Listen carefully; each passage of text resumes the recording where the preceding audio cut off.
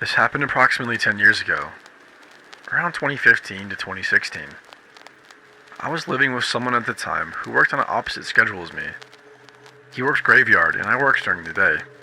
So when I was getting up to get ready to leave for work, he was just coming home. On the nights during the week, I obviously would be at home by myself. One night during the week, I was feeling especially lonely, and my favorite toy unfortunately broke and died.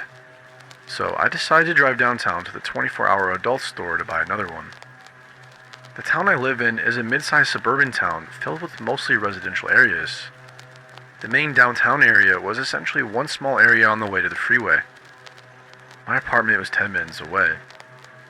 I pulled into the parking lot behind the adult store. The parking lot was dark and had multiple entries all around that led to the bars and restaurants, as well as the store. After parking my car, I walked towards the entrance, which was on the street. Upon walking to the entrance, I noticed a man standing by himself smoking a cigarette. It was 1 a.m., and it was not normal just to see only one person standing by themselves. Though I figured he was one of the patrons from one of the bars in the block taking a cigarette break.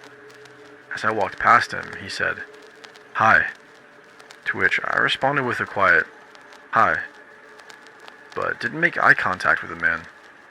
Upon passing him, I had a better look at his appearance. He had a shaved head and wore a long white t-shirt with shorts hanging past his knees. He had on a pair of sneakers accompanied with some tube socks that covered his shins. This is not unusual to see in my town, but I was more concerned that he was sitting by himself and instantly took an interest in me as I walked past him. After passing him and continuing to walk to the store, I saw out of the corner of my eye. The man proceeded to follow behind me. When I say follow, I don't mean he coincidentally was walking behind me. He immediately followed right behind me as soon as I passed him, making a point to maintain the same walking speed. I didn't know this man's intentions, but a man by himself that late at night is a recipe for trouble. As I looked down the dark and empty street, I weighed out my options of where to go. Initially I thought, keep walking so he doesn't know you're going to the adult store. But since it was 1 a.m. and there was no one on the street, I thought that to be more dangerous. Then I thought, just go in one of the bars. But then I thought that would give him an easier introduction to approach me.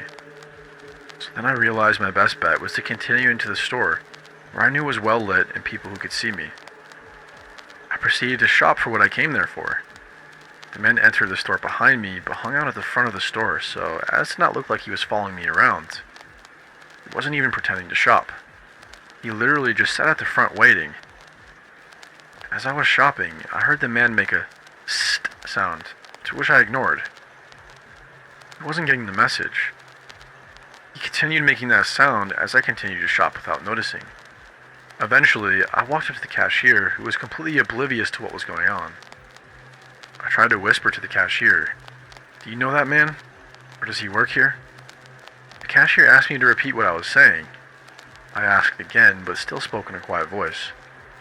Not understanding my attempt to be discreet, the cashier responded, "I can't hear you. Say it again." At this point, I felt my cover was blown, so, in a more normal tone, I told the cashier the man in the front followed me from outside and won't leave me alone. I explained my car was parked in the lot behind the store and I didn't feel comfortable going to my car. The cashier walked to the front by where the man was and, from behind the counter, told the man to leave. He then came up and assured me he told the man to go away. Though the man did not in fact go away, he continued to stay there.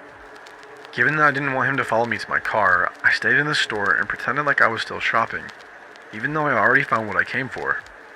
I would occasionally glance to the front to see if the man was still there, and he was. I kept going up to the cashier, explaining that the man hasn't left.